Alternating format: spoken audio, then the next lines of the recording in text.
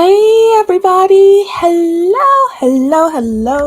Welcome to tonight's special session all about real estate entrepreneurs and the lack of affordable housing and the ways that we are able to help within the community. Give me a one really quickly and make sure that I am coming through. Give me a one really quickly if you are able to hear me. Super excited to be here today. Hello to everybody in YouTube, Facebook, and Twitter. Don't forget to thumbs up the video, like the stream. Tonight's going to be all about, thank you so much for putting the one in the chat. Really appreciate it. Today's conversation is going to be all about the affordable housing crisis. In the country, how it's affecting Black people, how Black real estate entrepreneurs and just real estate entrepreneurs in general are able to assist with this, some of the opportunities that are forthcoming, and some of the things that we're doing within the 10K project, because we have tomorrow is the last day for you to sign up for the real estate grant masterclass that Miss Beverly is teaching starting next week. So tomorrow's the last day to sign up for that. I'm going to show you how to sign up for that. If you go to the10kproject.com/Beverly, the10kproject.com/Beverly, I'm going to put it here on the screen for you to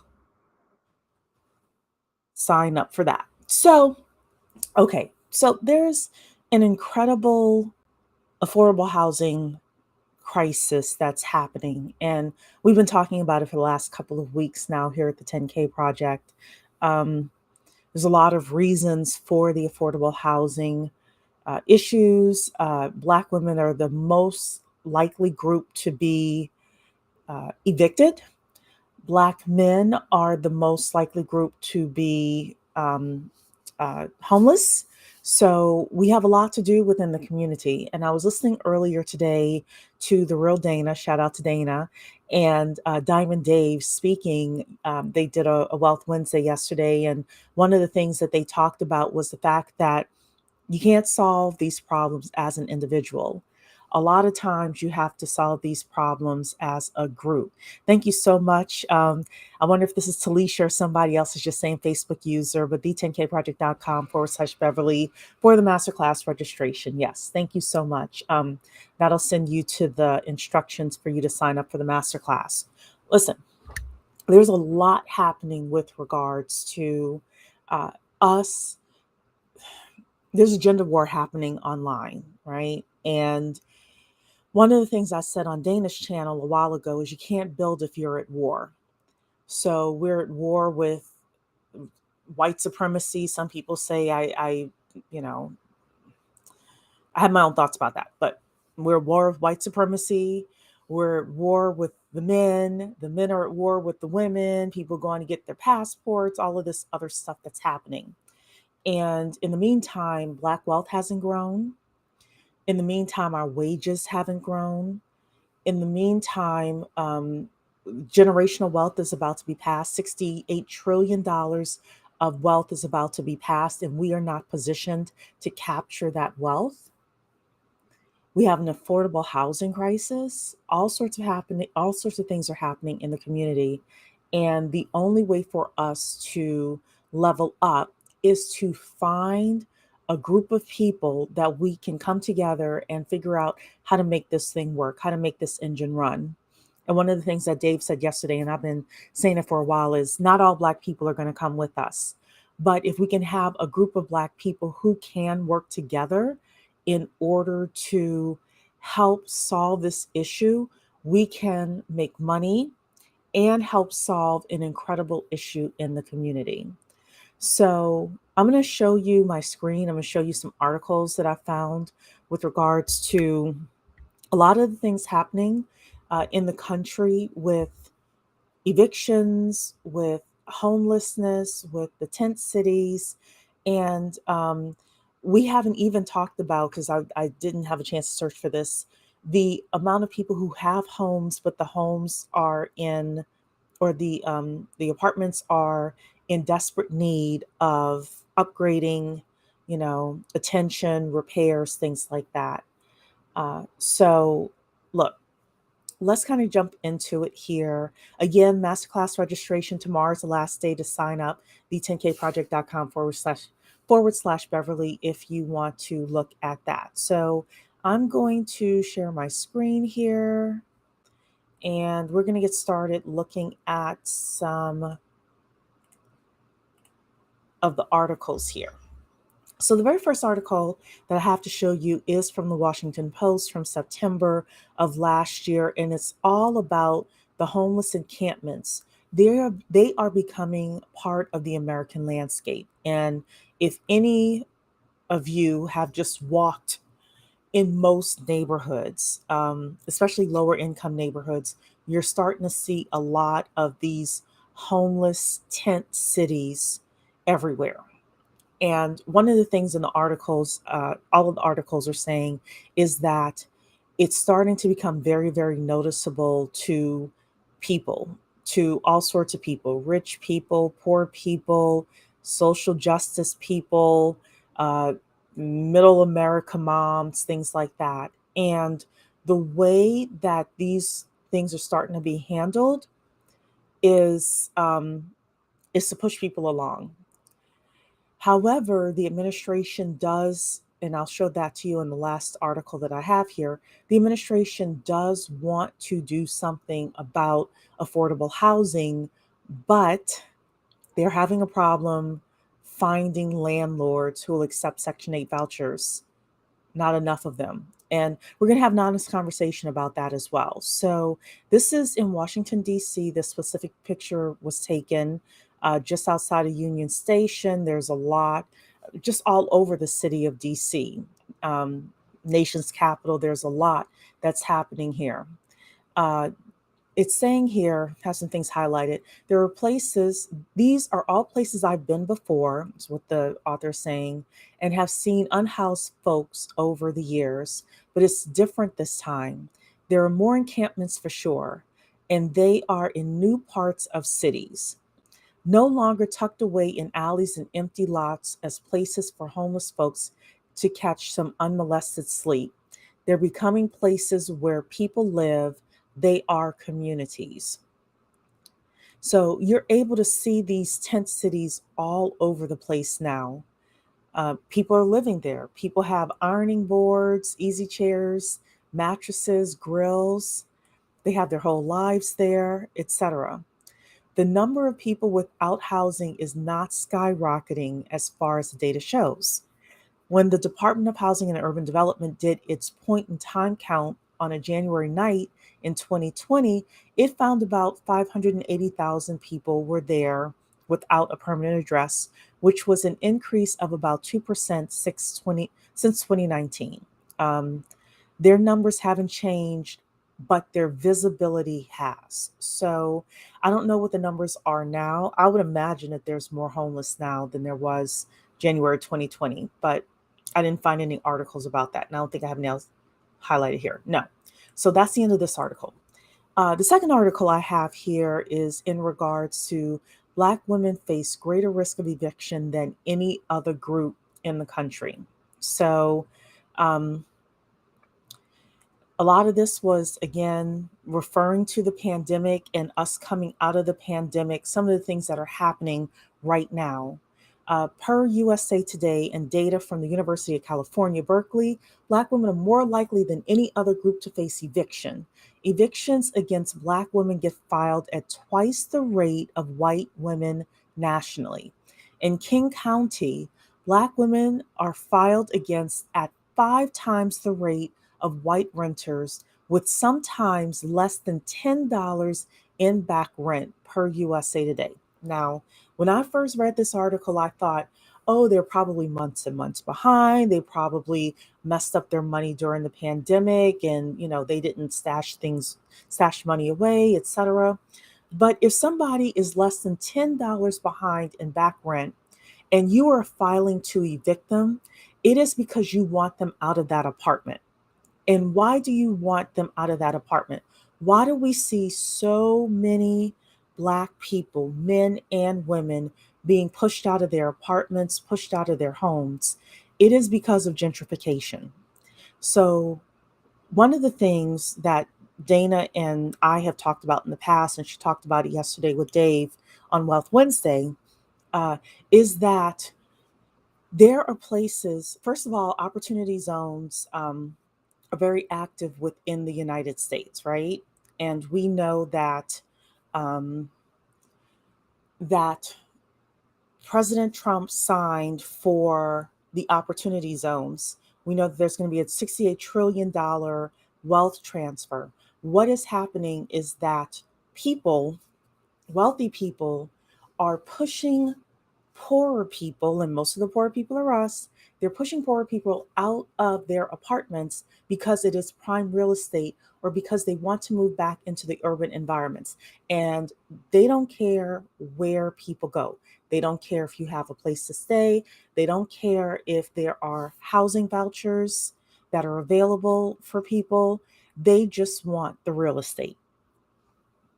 They just want the real estate. Because again, if somebody is $10 behind in rent, that's nothing. That's, oh, that was a call it an accounting error, a miscalculation. Come to the rental office and pay that $10 off, and this could be wiped away. It's not that. They want the properties. Okay. So among the top evictors in King County were corporate landlords who had received subsidies and tax breaks for affordable housing. These corporate landlords, I'm not calling any names, but these corporate landlords have received their money. One of the things Ms. Beverly said is these corporate landlords were receiving money in order to fix up properties to code, and then they were not spending the money the way that it was supposed to be spent. So she was telling me that HUD is starting to shift from having the money go to the big corporate landlords to starting to find smaller landlords and smaller real estate developers that they can entrust this money with. That's where the opportunity comes for us. That's why during the masterclass, we're going to have those conversations with regards to how to actually get some of this money. And again, if you're in YouTube, Facebook, please give us a thumbs up, give us a like, subscribe to the channel, etc. Share, share, share. Okay. USA Today also found other factors that put Black women at risk of eviction. They are more likely to be listed as single parent leaseholders, having a higher probability of receiving nuisance citations from police, and are at the bottom of the socioeconomic ladder. Upon eviction, they are not only at a great risk of being homeless, but also experiencing a multitude of health issues that disproportionately affect them upon losing shelter. Well, let me say this. If you have lost your house, you probably are going to have a multitude of health issues. You're going to be stressed out. You're not going to be eating as much. You're going to be eating too much. You're going to have heart issues. You're going to have diabetes issues. If you're at the bottom of the socioeconomic ladder and you can't find a way or can't figure a way to get out of it, yeah, of course. This is the way that it works. You're receiving nuisance citations from police. I don't know, you know, sometimes people may deserve the nuisance citations. Other times it could be that they're doing as much as the other neighbors and they're just getting called on it. One thing I will say is Black women oftentimes don't have other people to fall back on like our white counterparts. So, one of the reasons why white women are less likely to have these issues, even if they are a single parent, is because they do have other people in their family to fall back on, whereas we don't. We have families that are um, not able to help each other like our counterparts do. And you may say, well, Cherie, these liberal cities, Democrats are going to help. These liberal cities, no, they're not going to, they're going to do something about the homeless problem. Y'all, this is from the Los Angeles Times. The liberal cities are changing course and they are clearing the homeless camps. That's right. Everybody's got to go. Everything has to go. Out, out, out. As COVID-19 took root in the US, people on the street were largely left to their own devices, with many cities halting sweeps of homeless camps following guidance from federal health officials. The lack of remediation led to a situation that has spiraled out of control in many places, with frustrated residents calling for action as extreme forms of poverty play out on city streets. In other words, and when was this article? This is March 2022. In other words, people can be poor, but I don't want to see it. People can live in their tents, but it can't be where I am jogging and walking my dog. We're going to call a spade, right? And I was reading the various reasons that a lot of people do not want to go into shelters. I think it's coming up in one of my articles here. Some people, if they're husband and wife, they don't want to be separated from each other and they're sex segregated shelters. Some are LGBTQ or trans or various reasons why people end up homeless and have no place to go, right? Wheeler has now used emergency powers. I think that's one of the mayors. Wheeler has now used emergency powers to ban camping along certain roadways and says homelessness is the most important issue facing our community, bar none. In other words, yes, we care about the homeless, but you can't camp here. Can't do it. The city streets have to be cleaned.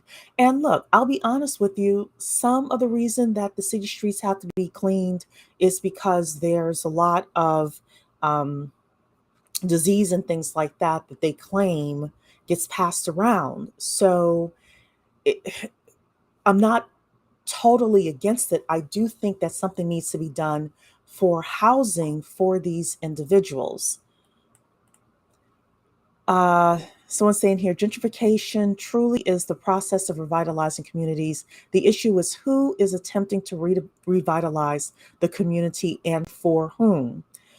Yeah, well, look, I'm going to say it is the haves and the have-nots. And I know a lot of people want to say white versus black. If you are a black person and you have money, and Big Mama left you that house and you keep up with the real estate taxes, you can continue to live in those communities. A big issue that Black people have is we do not own our homes. We don't own our homes.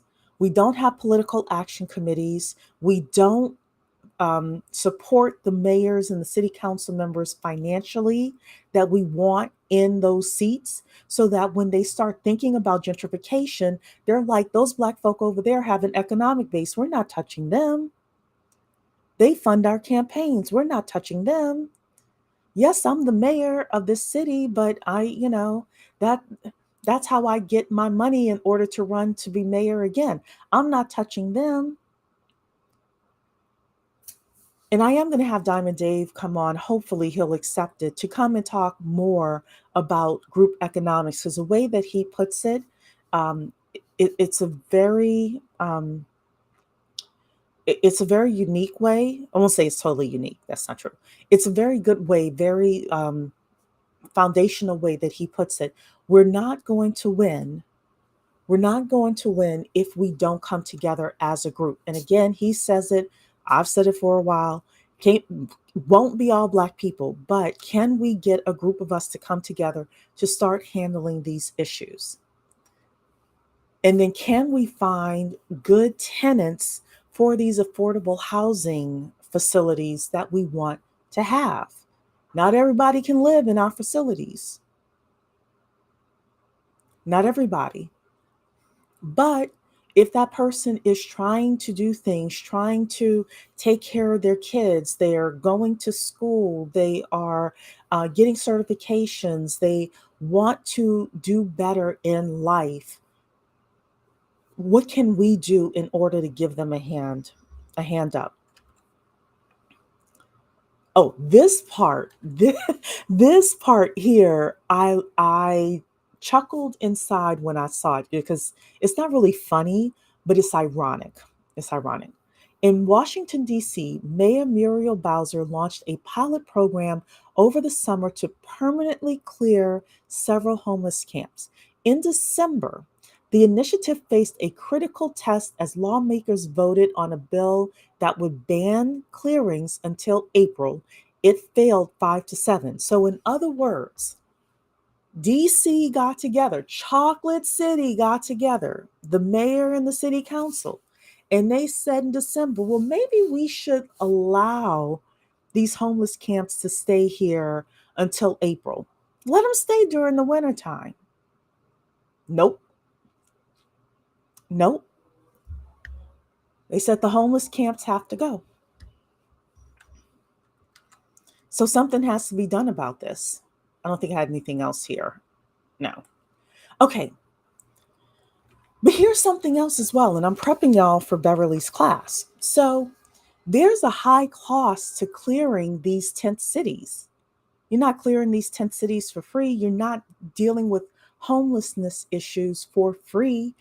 It costs a lot of money. Bloomberg had this, I think it came out a few months ago, April 2021. I'm sorry, it was a year ago. The high cost of clearing tent cities. A first ever study of homeless encampments finds that cities are paying millions of dollars in clearance costs only to shuffle unhoused people from one camp to another. So let's take a look. And again, we said the Republicans are doing it, the Democrats are doing it, the red states are doing it, the blue states are doing it.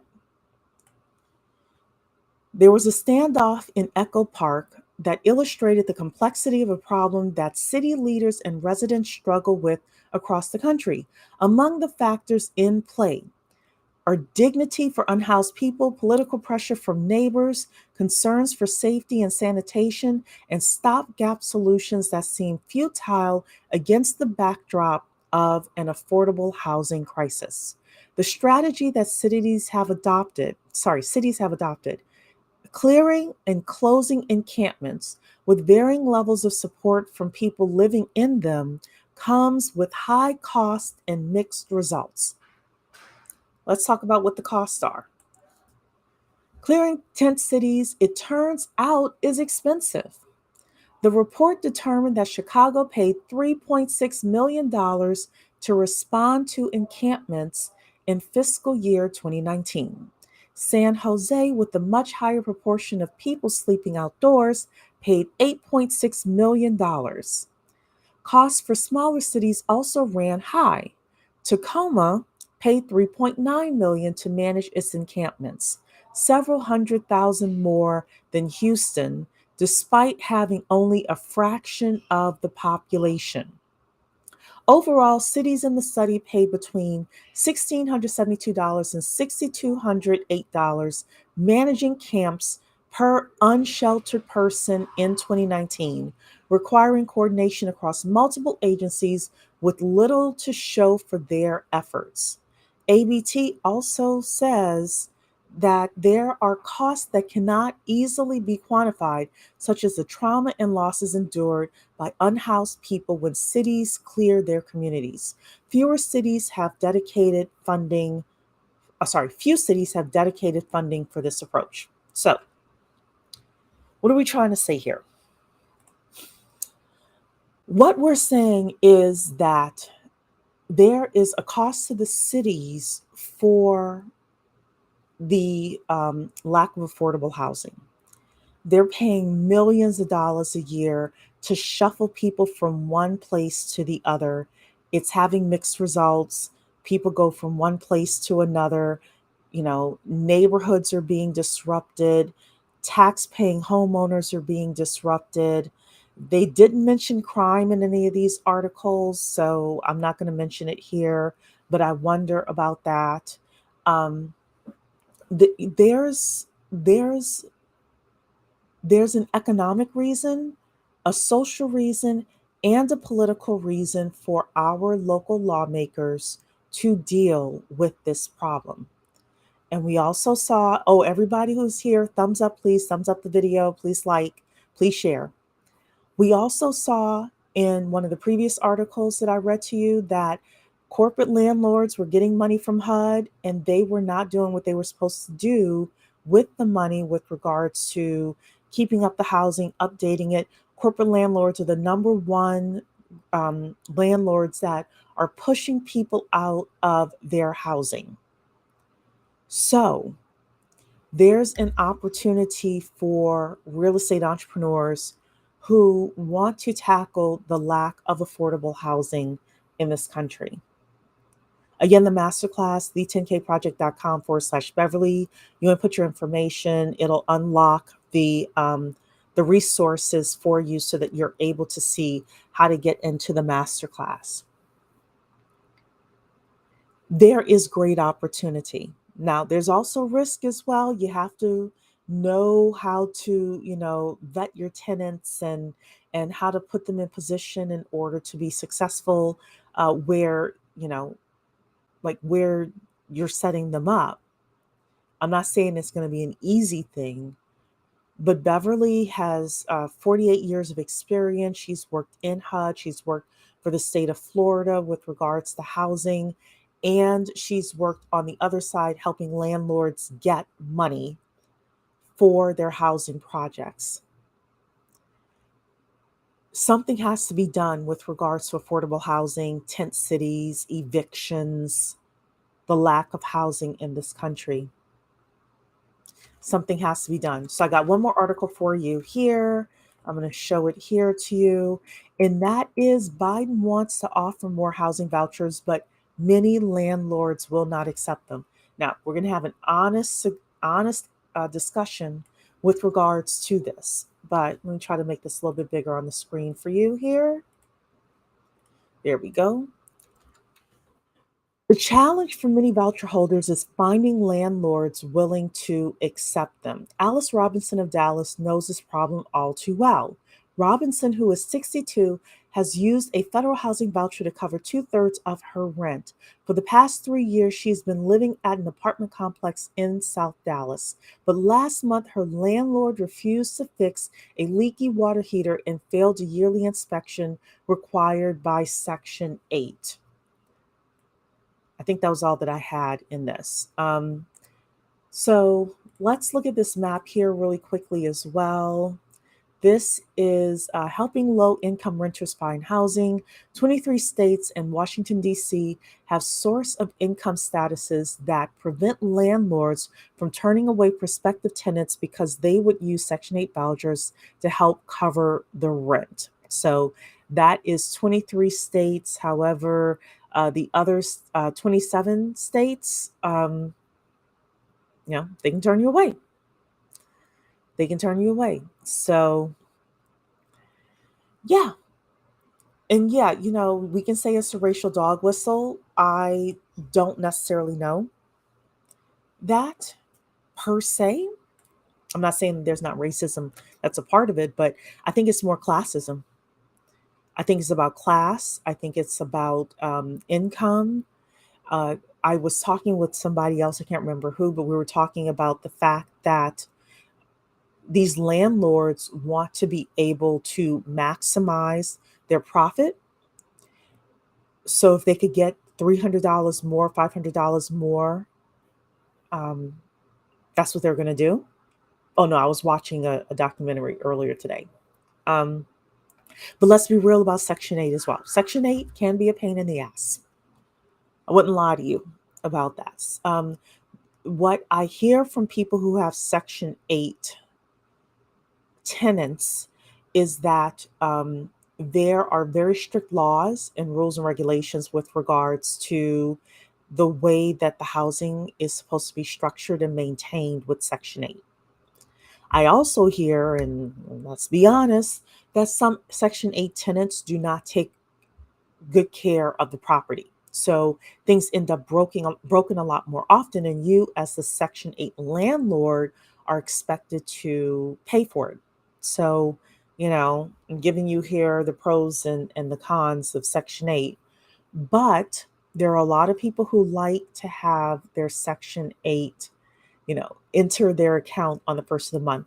Everybody that I know who's like, regular landlord, their issue with Section 8 is honestly the rules and regulations. So when we start talking to HUD about these things, that's one of the questions and items of negotiation we have for them. You can't outregulate our ability to provide housing for people. You can't do that. And again, when we have this conversation with Beverly during the master class, these are the types of things that you want to think about, and we want to actually have a conversation about. So, if you have questions, if you have thoughts or comments, definitely put them in here. The master class is 6 weeks. We are going to, let me pull this up. I should have had this prepared already, but I didn't think about it. Oops, let me stop sharing my screen here. We are going to have 6 classes, and I can't seem to find presentation. Hold on. So I want to be able to tell you what the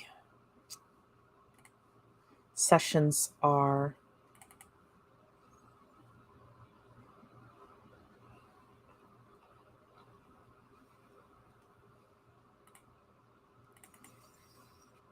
Okay. For whatever reason, I am not able to find my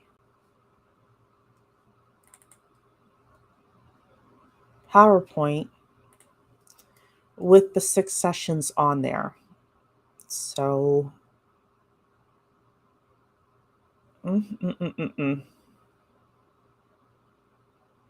okay. Well, you're going to have to go to the10kproject.com/Beverly in order to see that. Oh, someone has it here. Thank you. I can find it. The masterclass is 6 sessions. Creating a grant strategy is session number 1. Session number 2 is how to research grants. Session 3 is preparing your company to receive a grant. Session 4, how to apply for a grant. Session 5 is building your team and networking. So it's total of 6 classes that we're going to have. Total of 6 classes. Ms. Beverly is coming to teach us. I'm assuming this is Talisha. If this is not, I apologize, but thank you to whomever is helping me with this. So look, it's the10kproject.com/Beverly.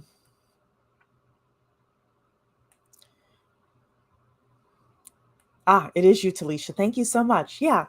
Thank you. the10kproject.com/Beverly to, sign up to participate in this, to learn the grant process, to learn the HUD process, what you need to have in place in order to be successful.